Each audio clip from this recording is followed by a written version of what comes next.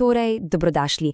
Danes bomo naredili nekaj posebnega. Pozabimo na preteklost in skočimo naravnost v prihodnost. Pripravite se na res ekskluziven ogled stanovanja, ki presega vse, kar si trenutno sploh lahko predstavljamo. Gre za konceptualni dom iz leta 2060, ki popolnoma na novo piše pravila bivanja. Pa začnimo. Začnimo kar z lokacijo, da dobimo občutek za razsežnost. Nahajamo se v stolpu One Hyperion, ki se dviga neverjetnih 820 metrov v nebo. In to ni kar en nebotičnik. One Hyperion je pravzaprav eden zadnjih velikanov, ki so mu sprav dovolili zrasti čez 800 metrov, preden so Združeni narodi potegnili črto z novo zračno regulativo. Kje točno smo? Na samem vrhu. V 317. nadstropju tega, čemur pravijo vertikalni Manhattan. Razgled tu je, 360-stopinjski in absolutno nor. Pod nami se razprostira celo mesto, od Battery Parka pa vse do Central Parka, ki ga po noči zanimivo osvetljujejo droni. In ko se vrata zasebnega dvigala odprejo, samo wow. Pred nami se odpre prostor, ki preprosto jemlje dih. Predstavljajte si, 820 kvadratnih metrov popolnoma odprtega prostora. Niti ene same nosilne stene. Kako je to sploh mogoče? Celotna konstrukcija je v bistvu obešena na karbonsko jedro na strehi. Namesto zidov pa imamo premične funkcionalne otoke na magnetnih tirih. Ampak kaj vse to poganja? Kaj je srce in duša tega prostora? Spoznajmo Main Mika. In ne, to ni samo še en pametni dom. To je nekaj povsem drugega. To je superračunalnik, ki je integriran v samo bistvo stanovanja in upravlja, čisto z vsem. Tehnologija, ki stoji za tem, je seveda osupljiva.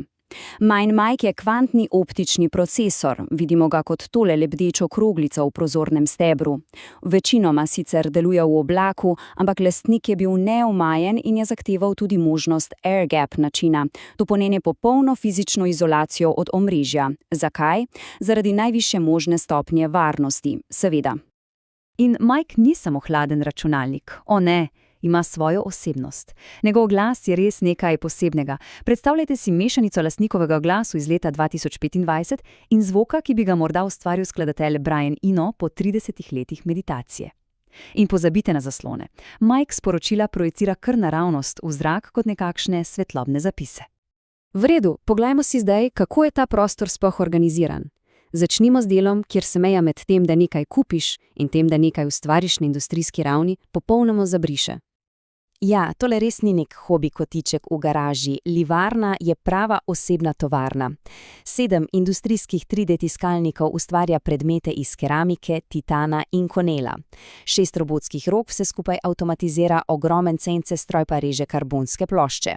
In potem kot nekakšen spomenik sredi vse te prihodnosti, originalen 8-metrski jekleni nosilec iz svetovnega trgovinskega centra. Res močan kontrast. Gremo na naslednji nivo ustvarjanja, v glasbeni studio, ki mu pravijo črna praznina. In ime je popolnoma na mestu. Ko vstopiš, se zdi, kot da lebdiš v črni praznini vesolja.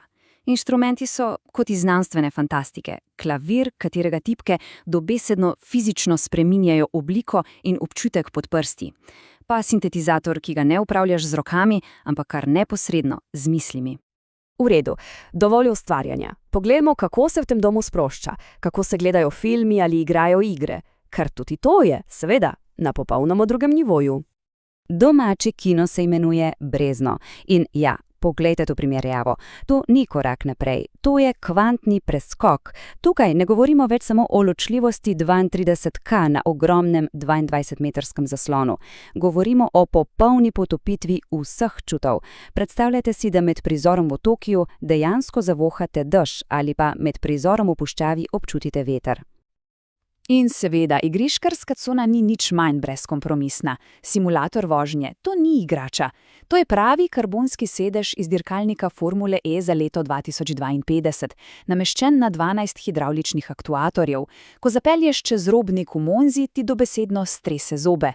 In zraven je še ogromna 8x8 metrov velika soba za popolno potopitev v navidezno in obogateno resničnost. Ampak zdaj pridemo do morda najbolj revolucionarne ideje tega doma. To je spoznanje, da pravzaprav nič ni statično. Osrednji bivalni del stanovanja namreč sestavlja 5 premičnih otokov. To pomeni, da prostori ne obstajajo vnaprej. Ustvarjajo se dinamično, točno takrat, ko jih potrebuješ. Recimo knjižnica, ki združuje tisti klasični vonj po papirju s takojšnjim dostopom do milijonov digitalnih knjig.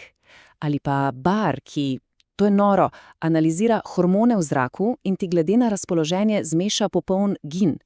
Kuhinja? Seveda, 3D tiskalnik ti v 7 minutah natisne popoln wagyu zrezek. In soba za meditacijo, ja, ta dobesedno lebdi 30 cm nad tlemi v popolni absolutni tišini. Tudi tako imenovani zasebni prostori so, radikalno drugačni. Kopalnica je pravzaprav edini prostor, ki ima vrata. In tuš? Pozabite na curek vode. Ta ustvarja lebdeče vodne krogle, v katere stopiš. In klasična spalnica? Sploh ne obstaja. Absolutno ne. Prostor za spanje se ustvari kjerkoli in kakorkoli. Kavč postane postelja, tla se lahko dvignejo nekakšen hrib za počitek, ali pa te poseben stol v 4 minutah popelje v popoln rem spanec. Dobro, za konec se malce odmaknimo od vseh teh neverjetnih funkcij in si poglejmo širšo sliko. Kakšna je pravzaprav filozofija za vsem tem? Kakšna so oblikovalska načela, ki definirajo ta prostor? Estetika je res fascinantna mešanica. Na eni strani imamo surov, skoraj brutalistični beton, na drugi pa najnaprednejšo tehnologijo, kot so ogljikova vlakna. In strop.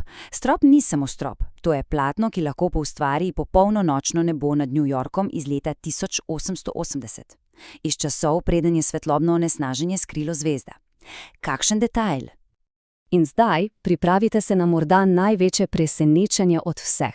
Če pogledamo ta grafikon, kljub vsem tem superračunalnikom, 3D tiskalnikom in robotskim rokam, celotno nadstropje porabi enako količino energije kot povprečna hiša iz leta 2025, torej iz našega časa. Kako je to sploh mogoče? Odgovor je, seveda, v skrajno napredni trajnosti. Celotna fasada stavbe je v bistvu ena sama, ogromna sončna celica nove generacije. Tla proizvajajo elektriko iz vsakega koraka. Vsa voda se reciklira kar 7-krat. In klimatske naprave? Sploh je ni. Za hlajenje skrbijo posebni materiali v stenah, ki pasivno uravnavajo temperaturo. In ko tako zaključujemo ta naš virtualni ogled, se seveda pojavi eno ključno vprašanje. Je vse tole ekstravagantna, nedosegljiva fantazija za ultrabogate, ali pa morda v tem vidimo zametke tehnologij in idej, ki bodo nekega dne, morda čez 50 ali 100 let, oblikovale domove za vse nas? Kakšne so širše posledice, ko se dom prelevi v tovarno, studio in kino hkrati? To je misel, s katero je vredno zaključiti.